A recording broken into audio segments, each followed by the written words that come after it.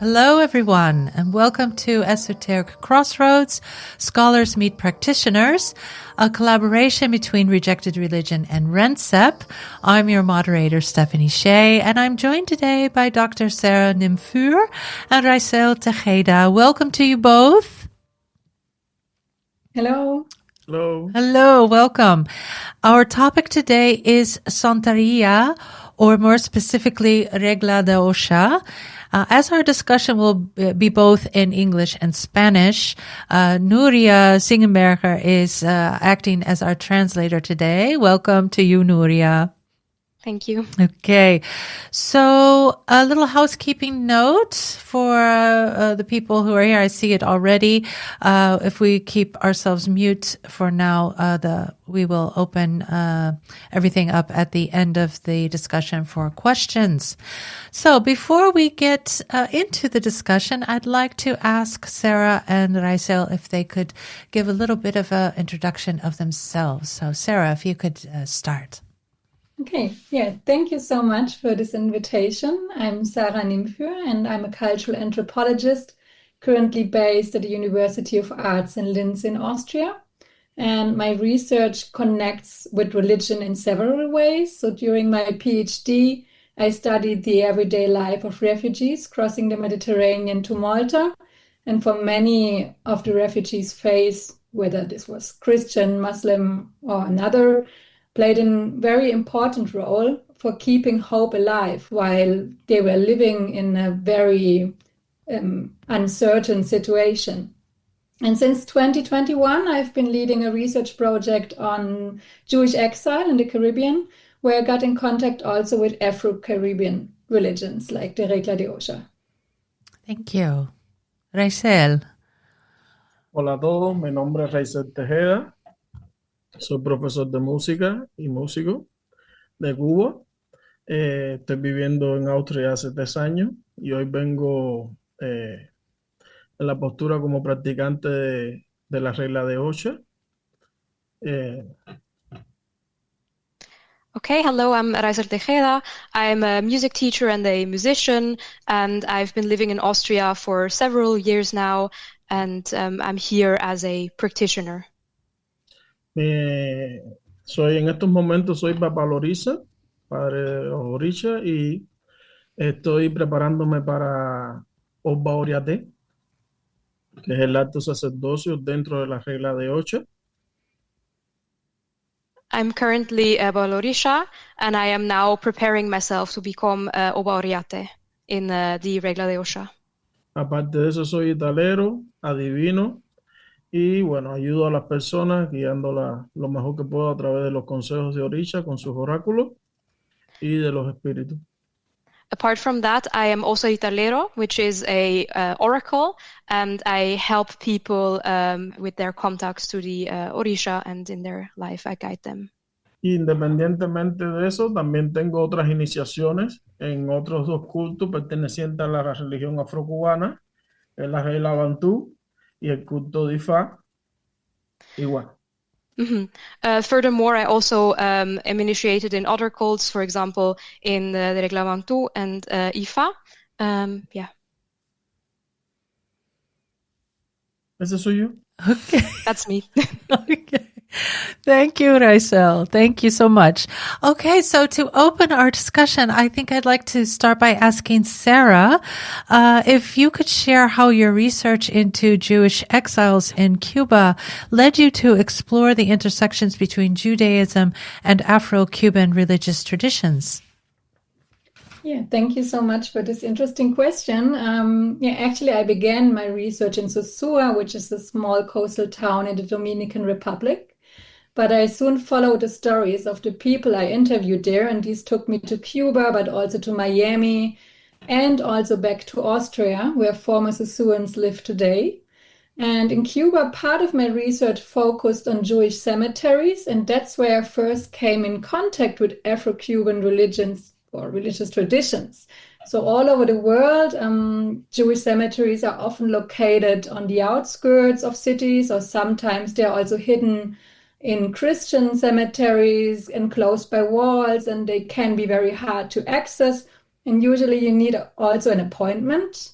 and someone from the community with a key to let you in. And in Guanabacoa, that's a town near Havana, it's known as a center for African ethnic groups. And there is a Sephardic cemetery that I visited, and this is watched over by an Afro-Cuban family, which is living next door. So they are in charge of the key to get permission to enter the cemetery.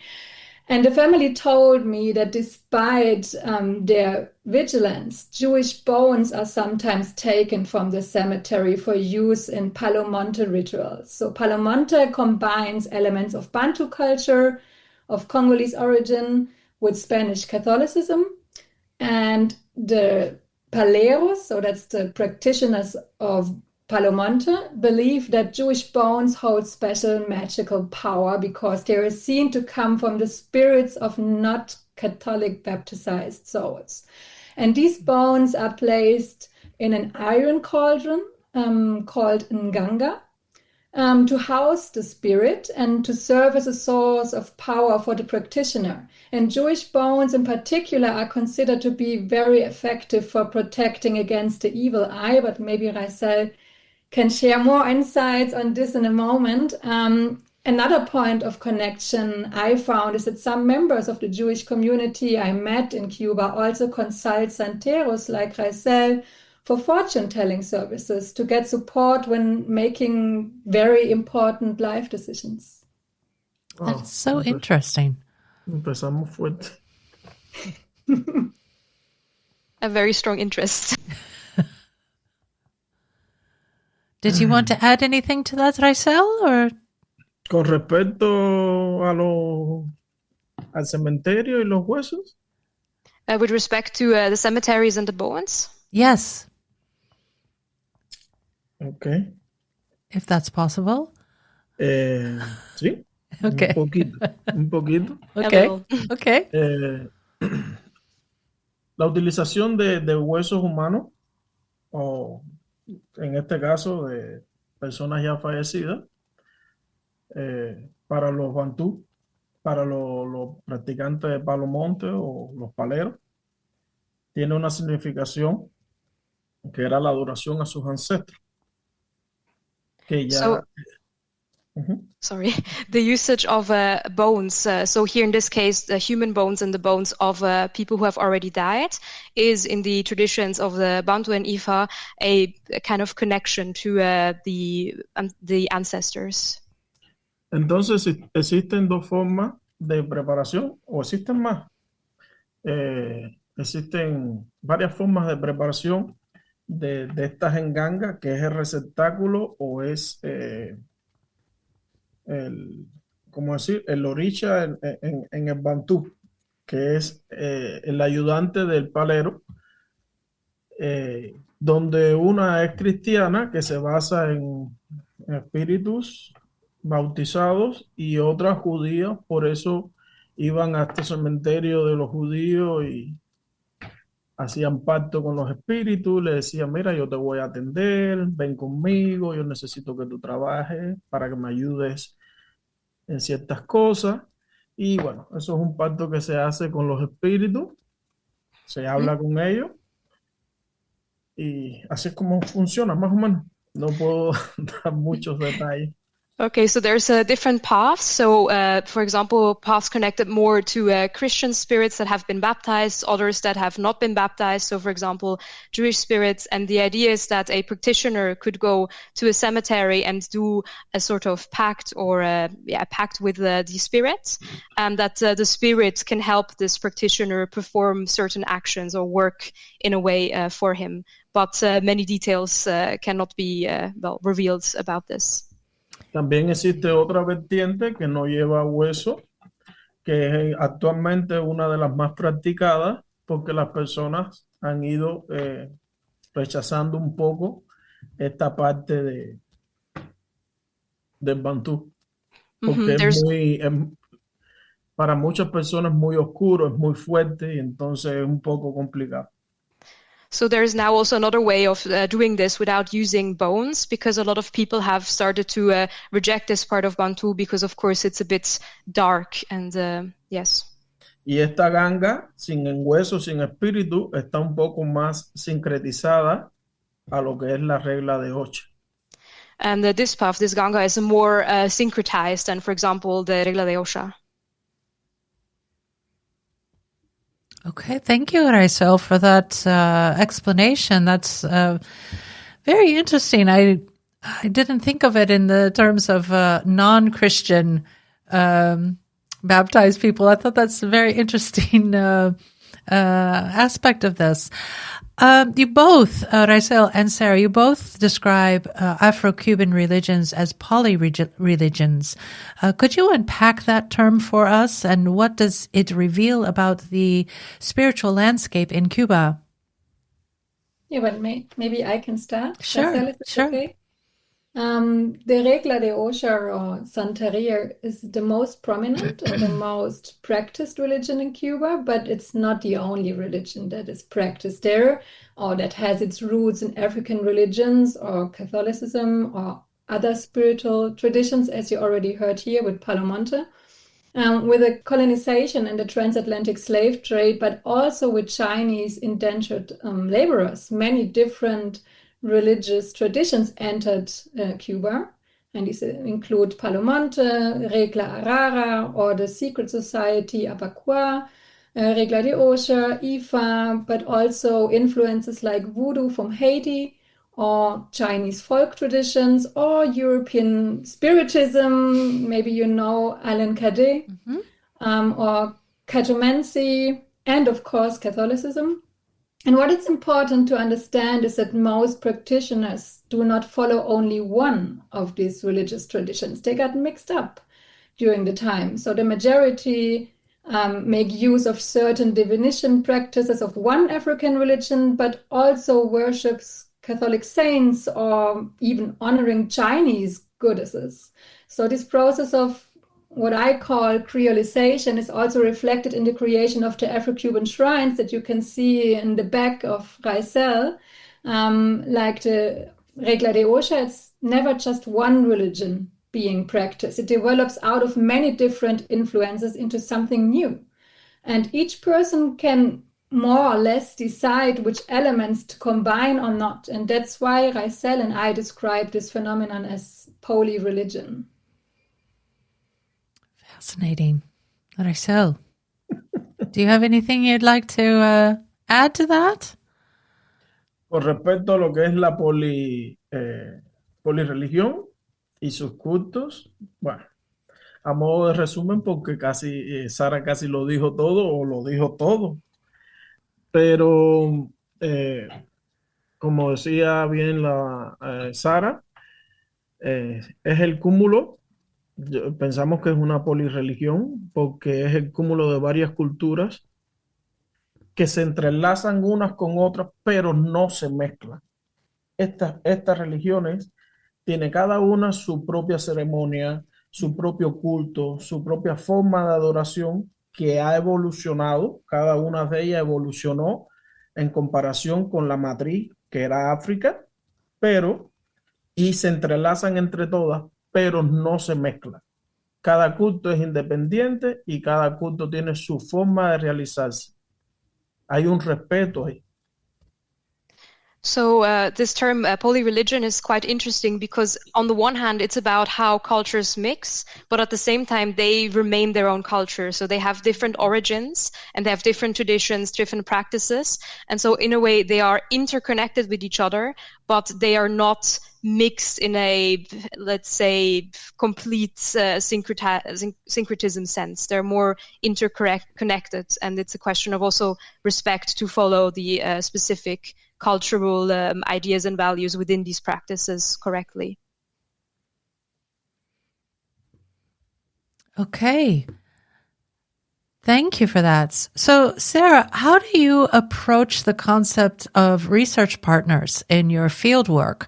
And what does inclusive scholarship look like in practice for you, especially when working within sacred or secretive traditions?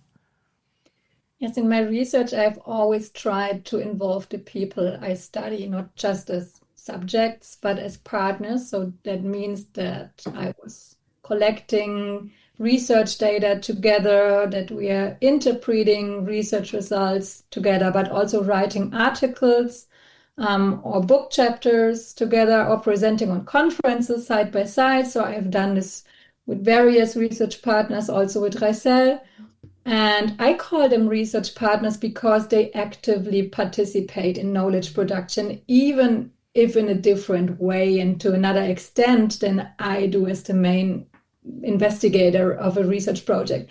But I think it's very important to note that even if we have the most ambitious goals to overcome hierarchies in this research process, we can never fully overcome power imbalances. So researchers and research partners often have very different interests of participating in research, depending on their position, their privileges, but of course also because of their life experiences or life situation where they actually living right now. And collaboration for me does not mean that everyone has to do everything or the same thing. What matters is keeping in mind for whom the research is beneficial or who could also be negatively affected by it. So that's actually for me an inclusive approach to research. That means reflecting the benefits for others, for me, reflecting my own background. So as a researcher from the global north who is doing research in the global south is also a topic, right? I have to acknowledge my colonial entanglements, and I have to make sure that my research is not extractive. And I think this is very important when researchers are working in religious contexts where sacred restrictions limit what can be shared. And in these cases, I think I, as a researcher, I have to prioritize discretion and respect over academic results. That's not always easy. It's easier to say it is like this. Sometimes this can also mean that I cannot write about certain observations, even if they're very interesting, but I have to keep this quiet to respect the research partners and the holders of this knowledge. And actually, that's my primary ethical commitment. It's always with the people and the communities that are involved in my research. And that's why I also think it's very important to have a regular contact with the research partners or with the knowledge holders when you're analyzing or presenting results. So it's kind of a dialogical approach, I would say. Excellent points you make there. Thank you for that. I'd like to now move to terminology. The term Santeria is widely recognized, but I recently learned that it's also quite contested. So, Raisel, how have practitioners themselves used the term Santeria, whether in protest or as an identity formation or resistance? Okay. El término santería es muy usado por el mundo entero, de hecho es más conocido en el mundo entero. So the term Santeria is used by the entire world, and it's also more known by the entire world. Yeah. Este término surge como una burla de los colonizadores españoles hacia los olorisas, que es el nombre que por lo general tienen las personas que practican la regla de Ocha, que es el poseedor de orisha. So this word arose as a joke, which was a joke about the practitioners, for example, also the high priests, which were dealing with the orisha. Existen tres formas de ser llamado a un olorisha. Uno es olorisha, otro era lucumí, los lucumí, y otro era santería, que es el más conocido de todos, ¿no? So there's three terms by which practitioners or priests were named. So olorisha, lucumi, or santero, which is the more known term. Los colonizadores se burlaban de los religiosos africanos en ese momento y de su descendencia porque tenían muchos santos que ellos no entendían cuál era el motivo, pero los yorubas sí sabían que era el sincretismo de sus deidades detrás de estos santos católicos. So the colonizers, they made fun of all of the population that was worshipping so many saints, that was practicing these Afro-Cuban religions. So they thought that it was mainly a worshipping of saints, and they didn't understand that this was actually a syncretism which allowed the religion of the Yoruba to be living. To keep La on primera being. palabra que se utilizó, o según está escrito por muchos antropólogos y bueno, estudiosos de la religión, fue Lucumí. Lucumí, de las tantas versiones que existen con respecto a esa palabra, la más aceptada es que es un saludo que tenían los Yoruba o los esclavos Yoruba. Mhm. So the first term that has been used by like an ethnographer was lukumi, which people think was a greeting which was used by the Yoruba.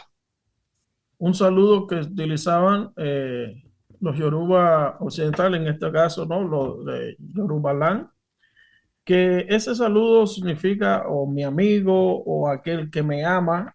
Existe otra teoría que hace alusión un poco más al dolor, sí, como el pueblo que muere o la etnia que muere, como yo soy Lucumí, aquel que está eh, esclavizado. So there's two theories about the origin or the meaning of this term. One is that it means my friend or person that I love. The other theory of origin is a bit darker, and it connects to the idea that, that I am enslaved, or that it has something with this connotation of slavery. No fue hasta 1800, aproximadamente el siglo XIX, que se comenzó a utilizar el término santería, porque ya ellos mismos lo comunicaban entre ellos y tenían más acceso y más libertades a estos santos católicos, ¿no? A tener estampillas, a tener estas cosas. Mm-hmm. So the term santeria was widely used until the 18th century. And it's about, it was easier in a way to have this connection, obviously, to the Catholic saints. So it was kind of a safer way to practice one's religion. Maybe I can add. Yes, of course. I think this is quite creative because when enslaved people in Cuba were forcibly baptized as Catholics by the Spanish, they didn't give up their African religion. They really got creative. They found ways to continue their tradition by blending these African deities, the Orishas, with Catholic saints who shared similar qualities. So, for example, Shango, he was once a Yoruba king and was known as a very proud and brave and powerful warrior. And he was often wearing clothes in red and white. And this matched quite well with the Saint Barbara, a Catholic figure portrayed as an independent and courageous woman with similar colors. So maybe, Raisel, you can show this in your shrine. Quizás tú puedes mostrar. Santa Barbara and Shango. And that's Santa Barbara in red and white. Okay. And it's standing in the part of the shrine where Shango is located. And by connecting their gods to Catholic saints, enslaved people could secretly honor their own faith while appearing to follow colonial rules of being Catholic. No? So this masking was both an act of resistance and a way to preserve their spiritual heritage. And as Raisel already said, the term Santeria itself was originally used by the colonizers to insult them, to make mockery, that they have so many different saints. So why are they having so many saints? And that's why they were labeled Santeros, as kind of also as non-Catholics, no? Like reinforcing racist hierarchies. Exacto. Era una burla, una forma de desacreditar a estos negros que fueron obligados a iniciarse en el catolicismo. Exactly. It was a joke. It was a way to basically take away legitimacy of Black people who were enslaved and who were practicing their religion. Entonces muchos lo aceptan con orgullo a modo de protesta y otros simplemente como yo estamos conscientes que la palabra santería no me beneficia en nada porque si yo me fuera a representar sería católico porque yo estoy bautizado en la Iglesia Católica. So some people, they use this term santeria or santero as a way of protest, knowing, of course, this history, but protesting against it. Other people, such as myself, would not use this term and think that this term doesn't benefit them at all, basically. And this would basically designate them almost as Catholic, even though I myself am baptized in the Catholic Church originally. Exacto. Thank you. And just as a follow-up then, could you then also introduce the term, this alternate term, the regla de Osha? And what does this name signify, and why might it be preferred by some initiates to use? La regla de Osha, ya lo dice el nombre. Regla, para los afrocubanos, hace alusión a reglamento. Reglamentos, normas, en cada uno de estos grupos o de estos cultos que fueron tomados por los mayores. Cuando digo mayores me refiero a jerarquía, los sacerdotes supremos de ese tiempo. So regla de Osha, which is the rule of Osha, it also connects back to rules and order and kind of the norms of the elders, with elders, of course, being meant the older generation that kept alive their religion.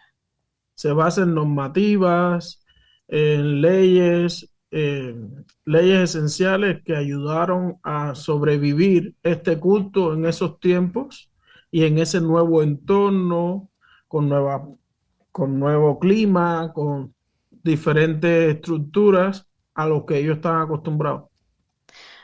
It's a way of keeping alive this, or rules and regulations to keep alive this religion in different environments, which of course changed a lot also when slaves came to Cuba, but also in general, like the changing environments.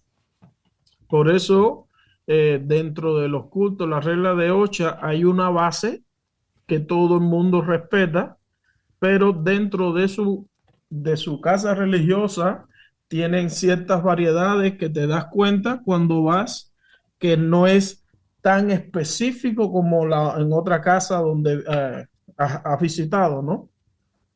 So there are base rules that hold true for all practitioners, but then there are also ways where things can be flexible, and where in different houses, in different casas of practitioners, this is performed differently or thought about differently. So you will notice this if you go to different places. A este tipo de sucesos se le llamó rama, como las ramas de un árbol. En este caso sería el culto de la Osha con sus ramas, que las ramas son las distintas formas o manifestaciones en que se puede realizar la Osha según el linaje que lo está practicando. So these differences, they can be called ramas, rama meaning branches, like the branches of a tree. And so these are different ways of relating to Osha and to divinities. Es un ejemplo, es como que todo el mundo a la hora de cenar necesita platos, cubiertos, vasos, y hay quien come en platos de porcelana, hay quien come en platos plásticos y hay quien come en platos de hierro o terracota según sus posibilidades y según el desarrollo que pueda tener. An example to clarify this, so everybody, when they're eating, they need plates, they need cutlery, but of course different people will use different cutlery. So some people might use plates of porcelain, of plastic, any other material, terracotta, and different other things, but ultimately everyone is using plates and cutlery. Pero al final todos terminamos alimentándonos. And in the end, we all eat, right? Correct. Right. Great. Okay. So, Regla de Osha is then primarily transmitted orally, as I understand. So if you could talk more about this language aspects and the implications of this for researchers and practitioners alike, especially in light of published manuals. We talked about this briefly before in a previous discussion, that some of the material or some of the oral material, the knowledge has been written down and published. So what implications does this have for the transmission of this knowledge, and also in light of this kind of commercialization that is kind of taking place? So I know that's kind of a multifaceted question, but perhaps you can unpack that. Maybe I start and Sure. at this Please, Sarah. afterwards? Okay. So there are only a few historical sources on Afro-Cuban religion, and even today there is no standardized way of passing on the teachings of the Regla de Osha or other Afro-Cuban religions. So for a long time, writing things down, as you just said, and sharing this information was met with resistance from many practitioners. Because they were only circulating this knowledge within the circle of practitioners. But over time, more and more santeros began to publish their manuals, so-called libretas. These are handwritten ritual books. And in these books, practitioners document how they perform rituals or how they make sacrifices, for example. So you could say it's kind of a written oral tradition. Okay. And before, manuals weren't shared. But since the 1960s, many of these secrets have been revealed, and today the Afro-Cuban religion is quite commercialized. So it's also challenging for me as a researcher to decide which sources are trustworthy and also authentic. Thank you. Raizel. Ok, como decía Sara, es un poco complicado, ¿no? El problema es que los científicos son muy curiosos, son como niños muy curiosos que les gusta escarbar y más y más. ¿Y por qué? ¿Y por qué? ¿Y por qué? Y entonces hay cosas o hay secretos para lo que las personas no están preparadas si no lo van a ejercer. So it's quite a complicated situation, and one part of it is that scholars are very like children, and why this, and why that, and why do we do this? And this can be a bit complicated because the idea is that some knowledge should not just be given out like this, but more like if a person needs it, then it can be given, but not freely, like a scholar might like. El problema con todas estas informaciones es que existen ceremonias o sacrificios. Cuando hablamos de sacrificio no me refiero solo al sacrificio animal, todo en la vida es un sacrificio.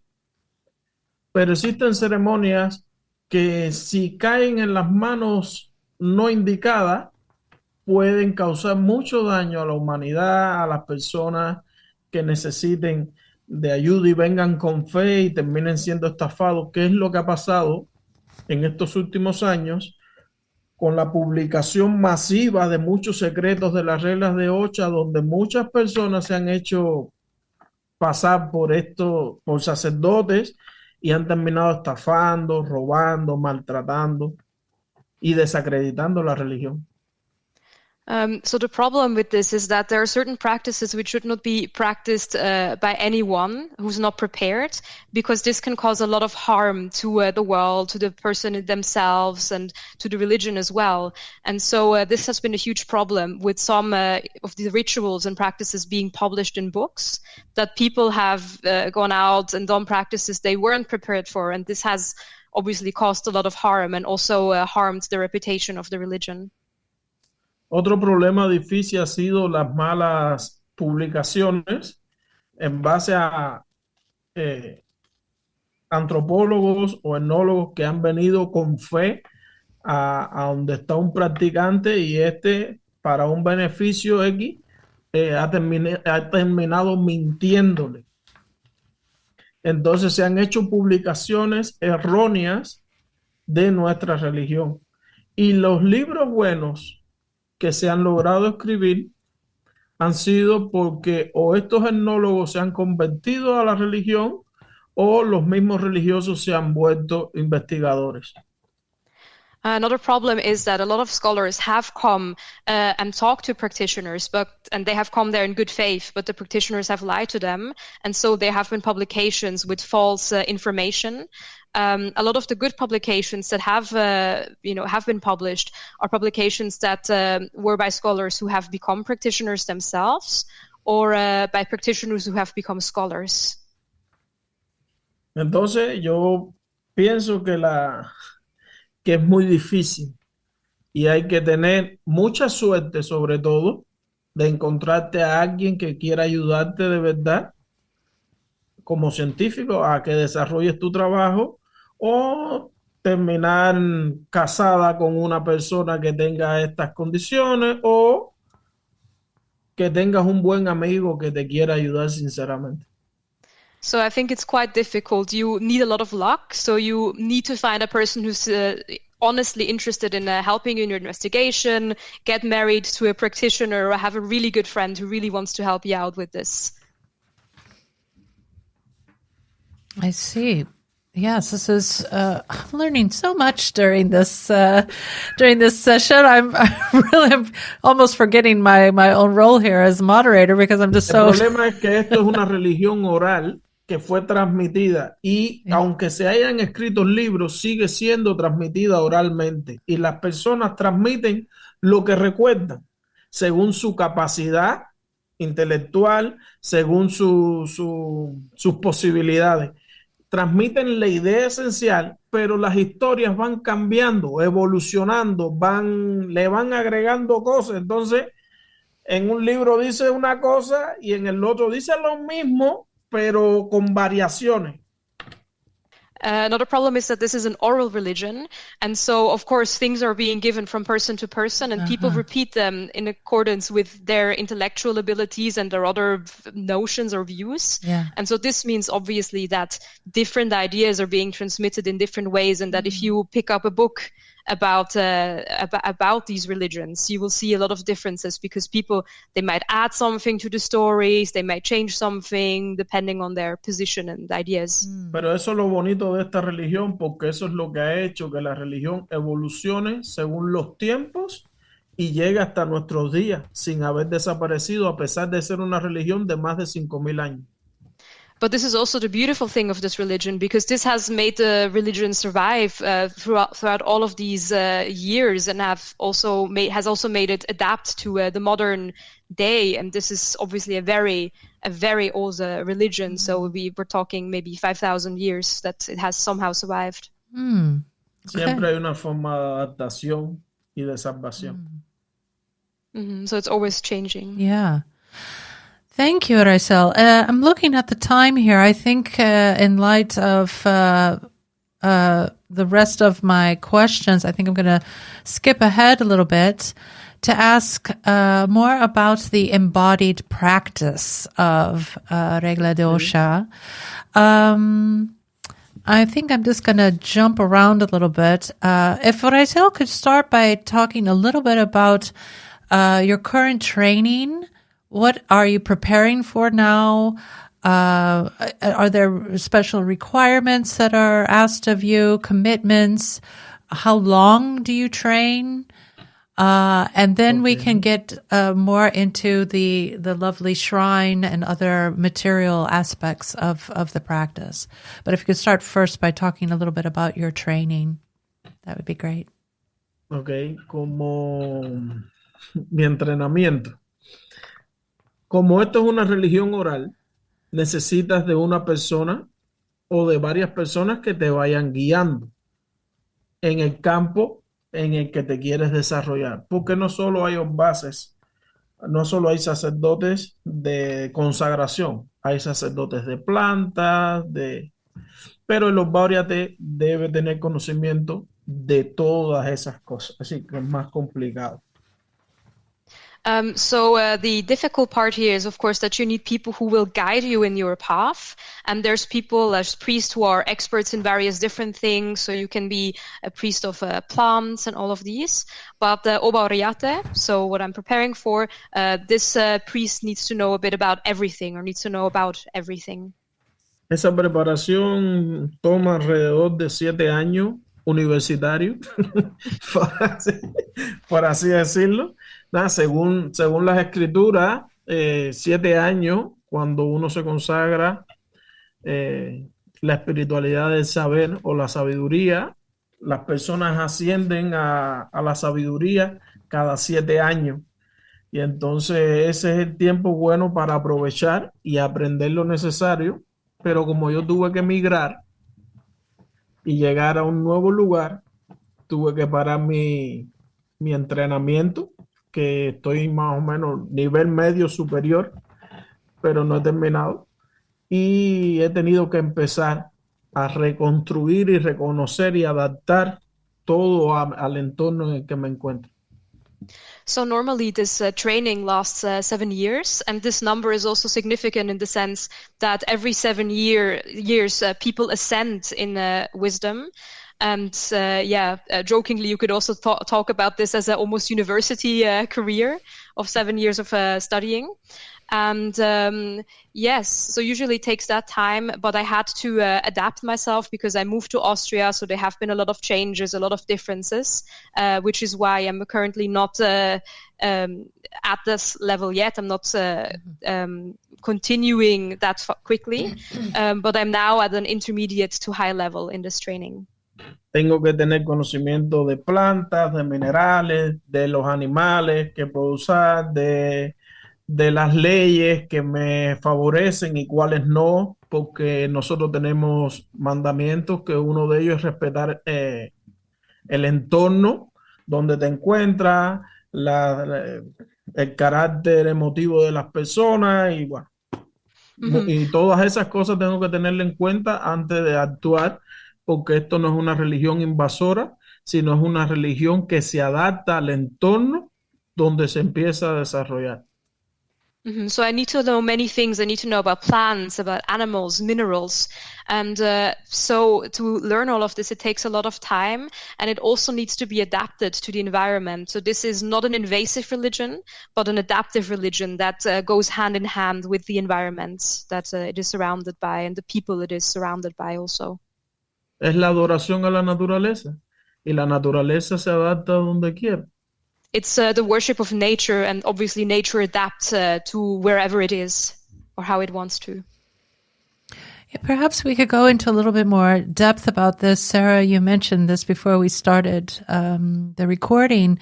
How do practitioners go about adapting their rituals to the ecological context in which they live? And I mean, I guess this could also speak to how does this does it change the practice of Regla de Osha in other settings? Or just curious as to your insights on this. Yes, thank you.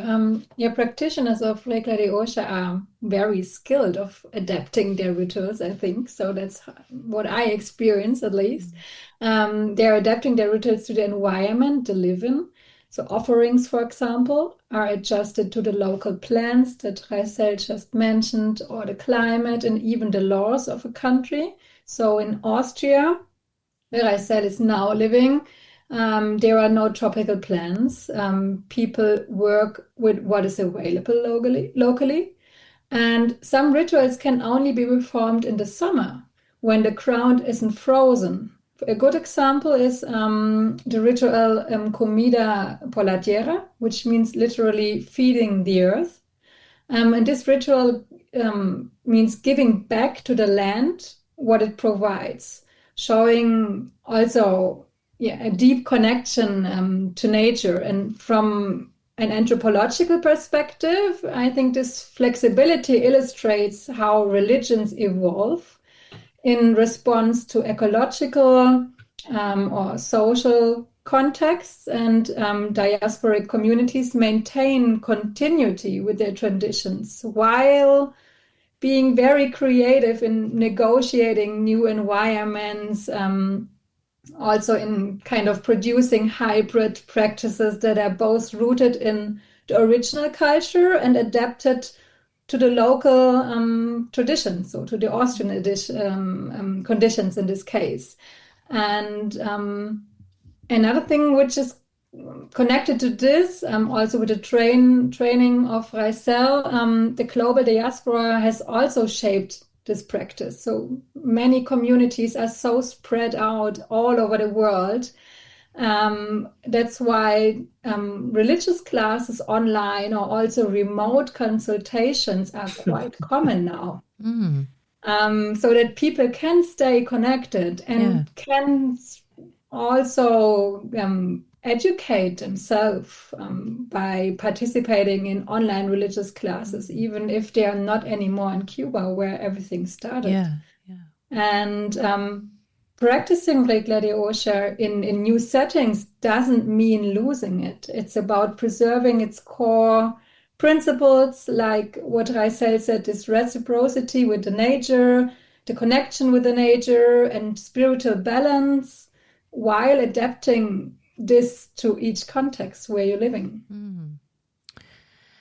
Very, very nicely stated. Raisel, you showed a little bit of your shrine. I don't know, is it called a shrine, an altar, shrine? I was No sé qué esa palabra, no la. Un altar, digamos. Your altar, okay. Your altar, okay. If you could talk about the objects, oracles, other material items that you use to communicate with the Orishas. If you could show us what you have there and maybe share some examples about how you're using them. Ok, como pueden ver atrás de mí, tengo mi espacio, mi rincón religioso, porque cada persona consagrada, su casa se vuelve su propio templo. No es como, existen templos donde las personas pueden acudir y se hacen fiestas masivas, pero por lo general es la propia casa de la persona, el templo, como lo es tu propio cuerpo. So as you can see behind me, there is a space for rituals and also for the gods.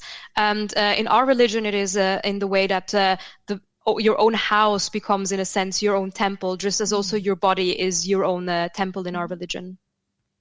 Entonces, así como tú personalmente ayudas a muchas personas a través de tus orichas, puedes ayudarlos.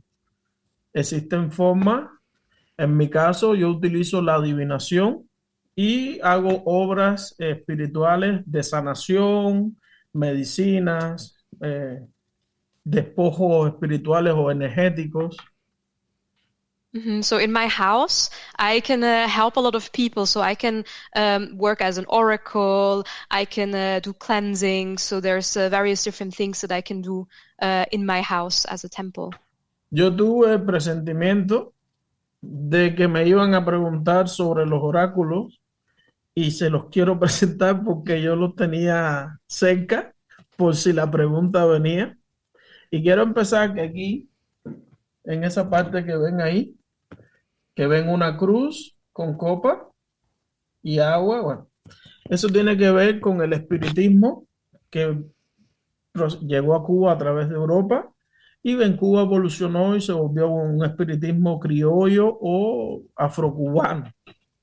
Y eso es una forma de oráculo a través de los espíritus. So I wanted to present you my oracles as well. So behind me, you can see a cross and also a cup of water. And this is connected to spiritualism and how it was brought to Cuba. And yes. A través de trances y secciones espiritistas, normal. Through trances and spiritist meetings. Yo le voy a enseñar en cámara rápido así los oráculos que más utiliza la religión afrocubana en todos sus cultos, ¿ok? I will show you the oracles that are mostly used or used the most in the tradition, in the Afro-Cuban traditions. Please. Para eso, debo explicar que los dos primeros siglos, el siglo VI y siglo VII, la religión que más dominaba Cuba era la religión conga o la religión bantú. Y ellos son los dueños del sincretismo, no es la santería. La santería aprendió eso de ellos. So I want to stress that in the first centuries, the religions Qonggai and Bantu were predominant and not Santeria, and they're very syncretistic, and Santeria adopted this from them. Cuando la santería llega en el siglo XVIII y bueno, se empezó a desarrollar en el XIX, había adoptado muchas ideas que los negros paleros, que los congos habían desarrollado en Cuba así, aproximadamente 2 siglos. So when Santeria came, Okay. When Santeria Y came estos in, sus oráculos son chapas de coco, de cáscara de coco, que para poder atender con estos oráculos la ganga. Okay, so when Santeria came to Cuba in the 18th century and became a stronger and stronger influence in the 19th century, it adopted this syncretism, and here we were able to see coconut shells, which are used to divine the Ganga. Para las gangas que llevan los huesos judíos y los huesos cristianos, y los que no llevan huesos también. Y estos conchas de mar que se utiliza en el bantú, que es lo mismo que los cocos, pero en conchas de mar. Que esto fue lo primero. Los cocos fue una adaptación o una evolución porque no tenían acceso al mar los esclavos para buscar estas conchas. So the original version, the shells were basically the original thing. But the slaves didn't have any access to the sea, so they couldn't get them. So the coconut shells, they were an adaptation to keep the tradition alive. I see. La santería llegó y se adaptó y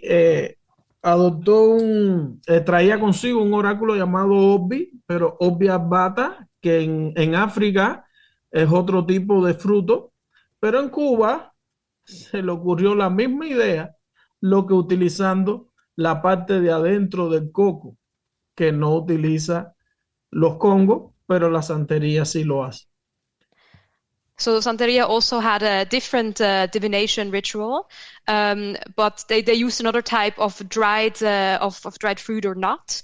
But when they arrived, they also adopted this idea of the coconut shells, but also using the insides of the shells as well. Empezaron a utilizar los cocos con el nombre del oráculo, cambió un poco, se llama Obi. En África es Obi Abata, en Cuba es Obi Obon, que significa coco.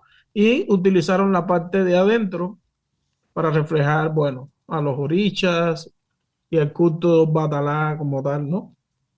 So the oracle is called Obi Obate, and they were also using the inside of the shell, so to look, for example, what it looks like inside, so to have some idea for divination. Otro oráculo, el oráculo de Obi y este oráculo de Dilogun, no sé si lo ven, de Dilogun. Un kauri, eso es un oráculo. So this is another oracle with cowrie shells. Es para los orichas, de la regla de Ocha. La regla de Ocha, los santeros utilizan este oráculo que es el Dilogun, y Obi también es otro oráculo que utilizan los santeros. So this is used by the santeros, this cowrie shell oracle, but they also use the other oracle with the. Ahora, el culto de Ifa utiliza el oráculo de Obi para comunicarse con los orichas, pero aparte de eso tiene 2 oráculos más. So the cult of Ifa is using these coconut shells, but they have 2 other oracles. Yeah, que se llama Equele. This is called Equele. Yeah, de Ifa, y los inquines, que son semillas de palmas. And these are palm seeds that they use as well. De corojo que utilizan para tefar, porque esto es una adaptación árabe que This is an Arabic adaptation. Oh, se llama geomancia árabe, que se adaptó en África. Arabic geomancy. Y entonces ellos también evolucionaron. This also, of course, changed in the course of time. right. Lo impresionante, estos son los oráculos de la religión afrocubana. Lo impresionante de esto es que en la religión afrocubana puedes encontrar manifestación de todas las culturas. Oh, so Y puedes encontrar manifestación de todas las culturas y de todas las mitologías, yo creo que existen en el mundo. En el mundo. So the impressive thing is that in these religions, you can really encounter any connection to loads of different cultures and mythologies, maybe to every mythology and religion that exists in the world even. El problema es que la religión afrocubana tiene su base principalmente en 4 continentes. Ella tiene su base en el continente africano, que es la base de la religión afrocubana, es el componente o el complemento de un largo proceso evolutivo religioso. Tiene el continente europeo con sus máscaras sincréticas y sus mitologías.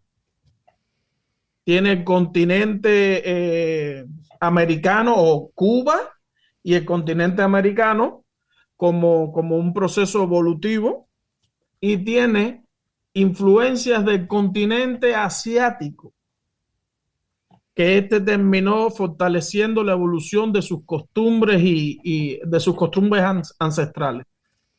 So the fascinating thing is that Afro-Cuban religions really have connections to 4 continents. So of course, firstly, the African continent, where they originally came from, where they, started.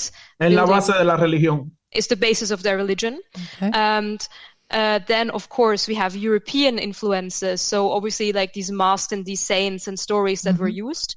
But we also have, of course, the American continent, where these things combined. But there are also influences from Asia that also strengthened the religion and religious ideas.